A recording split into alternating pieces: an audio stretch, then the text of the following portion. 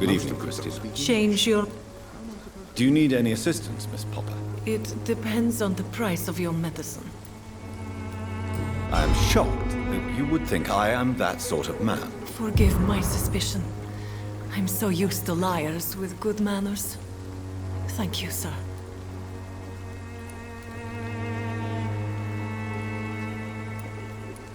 Do you know Nurse Dorothy Crane from the Pembroke Hospital?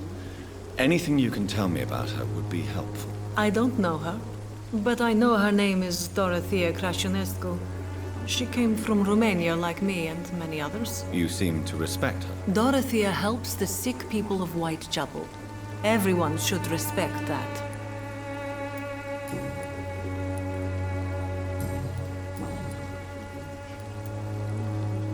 Tell me about yourself. Are you joking with me? People don't usually come to see me for conversation. I have no interest in your work. I am, however, curious as to what led you into this career. Short story. The war, exile, and England. This country is not especially welcoming. I've been refused many jobs because of where I am from. I had few options left.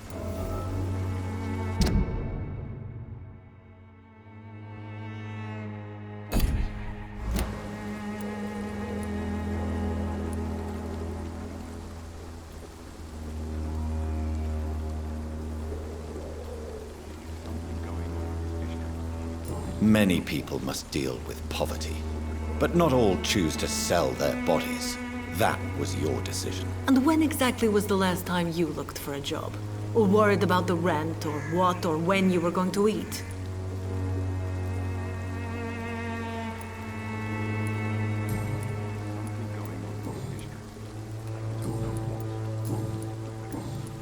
Goodbye, miss.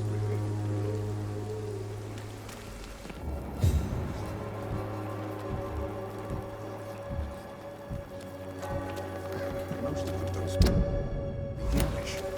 How am I supposed to interview them?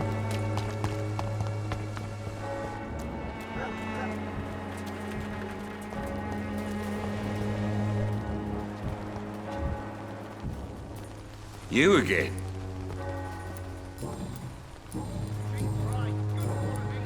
Have you heard of a nurse? Dorothy, Could you please... She's a not. How did you become the local bully everyone is afraid of, Joe? There's no pride in roughing up poor bastards. But this is the only job I've found. And it pays well, too. A job? So you're racketeering for someone else? I got enlisted by the Wet Boot Boys, a gang from the docks. I'm their muscle for their dirty work.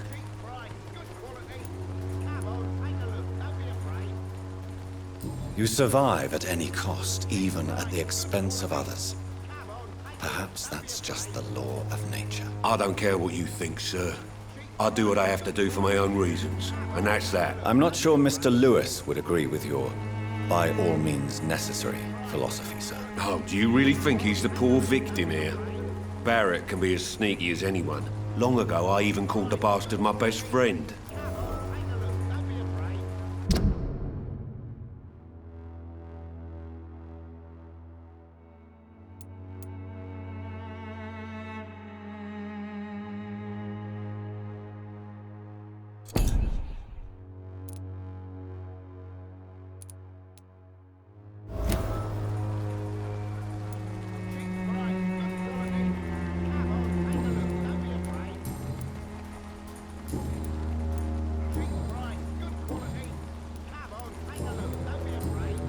Goodbye, Mr. Peterson. Cheap price, good quality. Fancy buying something, sir? You never...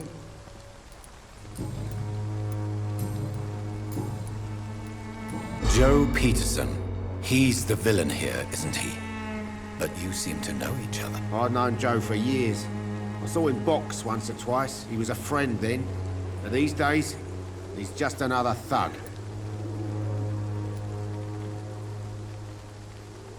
What can you tell me about Mr. Peterson? Besides his behavior toward you, obviously. Colossus Joe was a decent boxer, good one even. But after his wife passed away, he found every excuse to stop training. Just wanted to pick fights with everyone.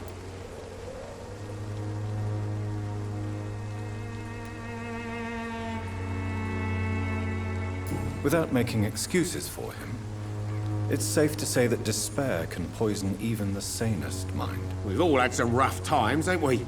But most of us don't use our fists to see us through. And no one has ever stood up to this thug. Nobody would be fool enough to stand against a wet boot boy. Right then. Show me what you have.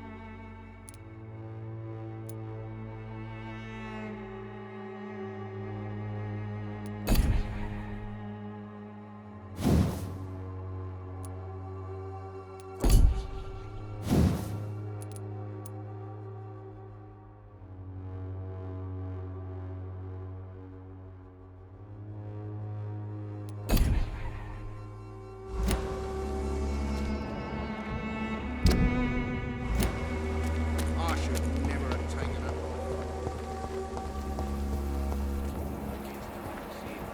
Christina is still working.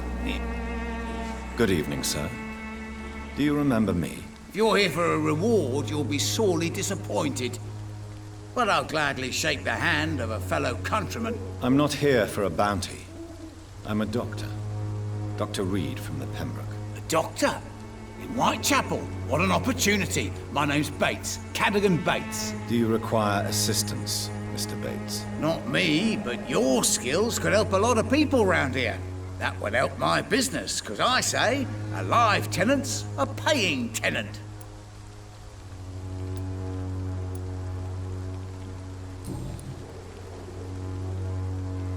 It's unusual to see someone so happy around here, especially considering the current situation. Why should I be sad now? There've always been wars, disease, tragedy. There always will be. That's an unusual way of seeing things in these trying times. I don't see why I should shed a tear for another man's woes. I'm healthy, and I intend to stay so.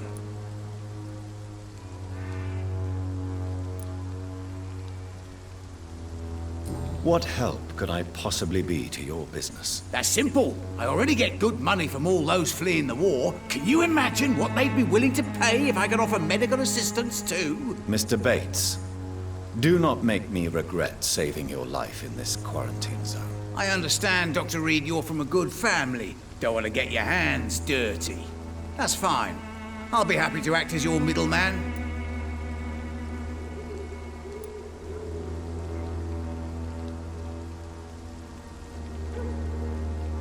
I've no interest in money.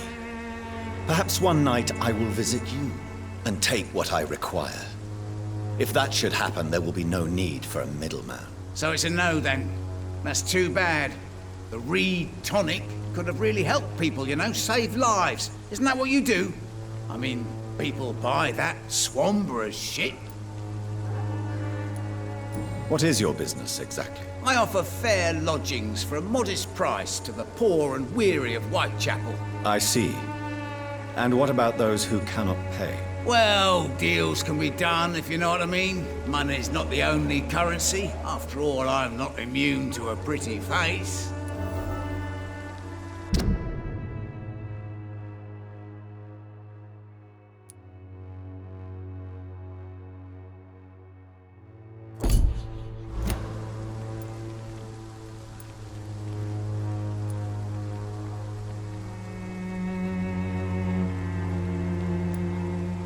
I don't approve of your actions, but I know very little about this borough, other than its reputation.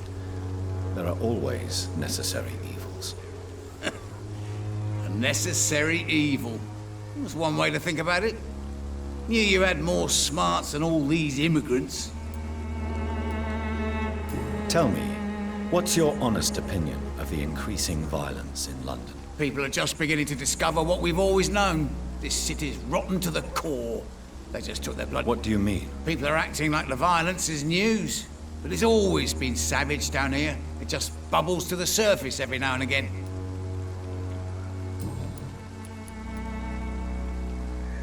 Since I took an oath to help people... Well, seen better days, that's for sure. But it was bound to happen with all these refugees about. Infecting you is probably the last thing on these people's minds. Take this, in any case. What? You give me this for free? Don't have a clue about this place, do you? Goodbye, Mr. Bates.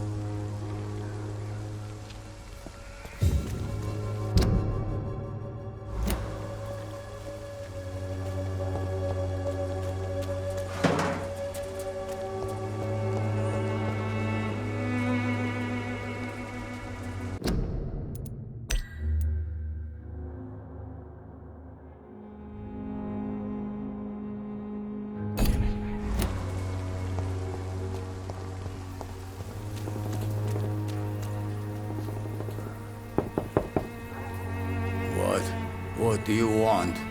Leave me alone. Good evening, sir. I'm Dr. Reed. I'm looking for Nurse Dorothy Crane. There is no Dorothy Crane here. Now goodbye. I'm afraid this medical leaflet says the opposite, sir. Really? Well, I'm afraid I'm going to close this door right now. Go bother someone else, Mr. Doctor. To enter that house, I must discover who this man really is. Maybe I could start by observing what he's up to.